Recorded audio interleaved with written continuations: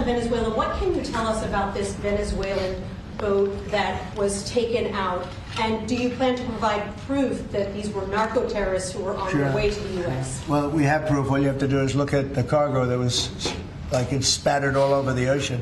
Big bags of cocaine and fentanyl all over the place. And it was, plus we have recorded evidence that they were leaving. We've recorded them. It's very careful because we know you people would be after us. We're very careful. The military has been amazing. And General Kane showed me a little while ago the clip, but you could actually see it. But you don't have to see it because we have recorded proof and evidence. We know what time they were leaving, when they were leaving, what they had, and all of the other things that you'd like to have.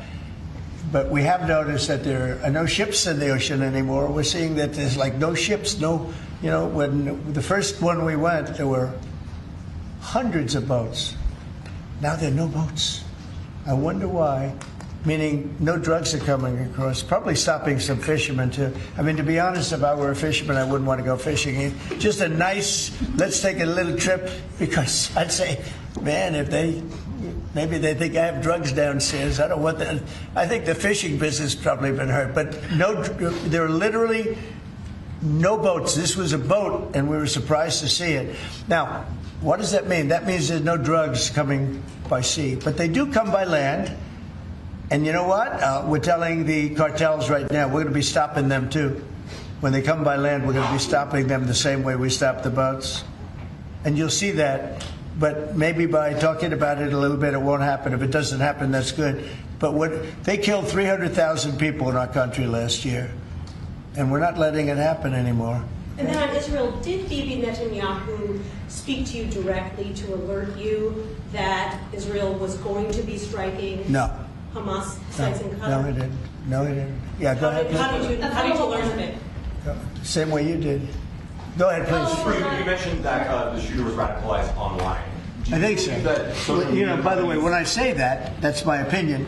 I think he was radicalized online based on what they're saying. Do social media companies bear any responsibility for that? And how does that? I'm going to have to ask. I don't know. I'd ask Pam that question. I don't know if you or Todd could give an answer to that. Somebody has to bear some responsibility. You know, and President Trump, I've always told parents, you got to watch what your kids are doing on the internet, what they're doing online.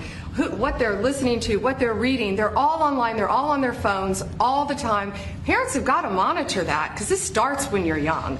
This starts when you're young, when you listen to these groups, when you watch these shows, and parents have got to just be vigilant. So sure, that's part of it, and they're meeting kids online who they think are kids, and they can be anywhere in the world, and talking to them, and yeah, they are being radicalized. Mr. President, he went bad, and he just went bad very quickly in a sense, because he sort of led a very normal life, a life of, great education, schools, everything else, but somewhere along the line,